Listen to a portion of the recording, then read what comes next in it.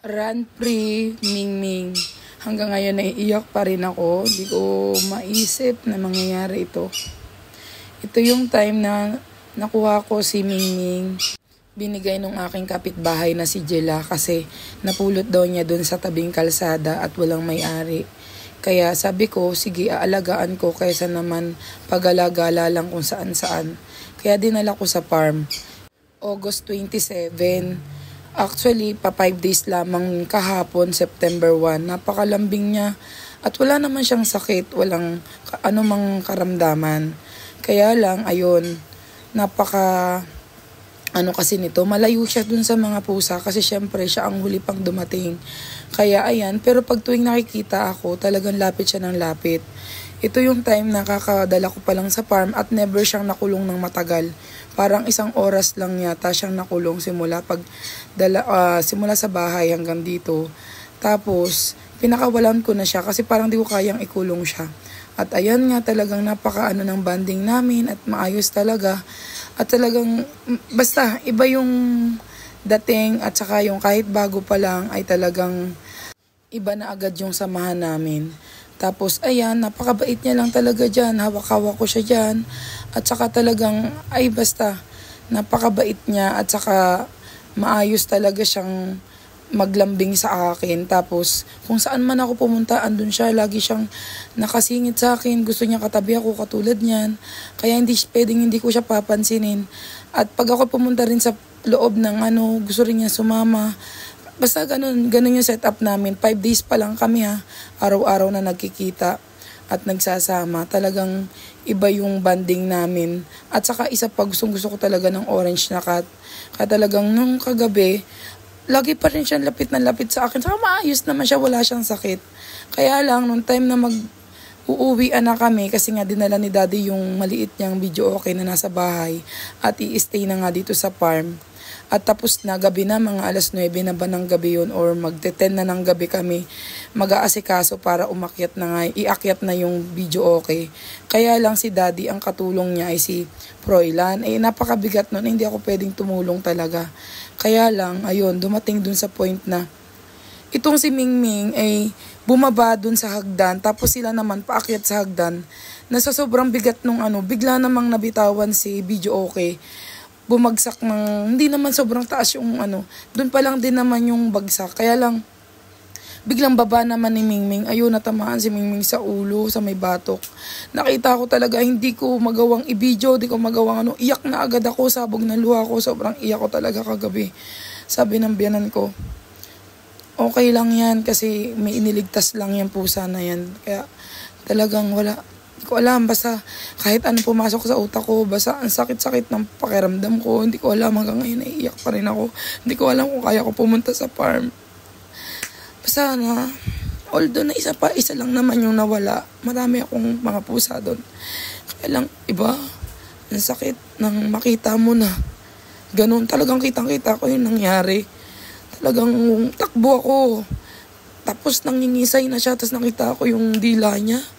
Puting-puti na, kaya sabi ko, wala na. Kaya sabi ni Kuya Rodel, ililibing ko na lang bukas at hindi ko talaga magawang makikita siyang ganun. Kaya pagdating ko mamaya sa farm, ewan ko anong mangyayari. Ewan ko kung siguro sabihin niyo pusa lang, yung pusang gala. Pero iba talaga yung pakiramdam ko.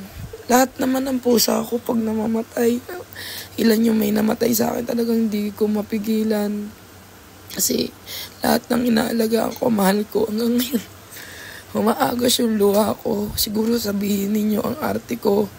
Para yun lang, pusa lamang, pulot lang. Hindi Iba kasi yung pakiramdam.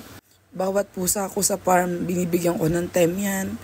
Isa-isa naanuhan ko yung mga mata. Pagka yung may parang mga dilaw na lumalabas sa mata nila, isa-isa yan nilalagyan ko ng mga pang eye drop. Kaya talagang lahat yan, iniisa-isa ko, mahal ko yan.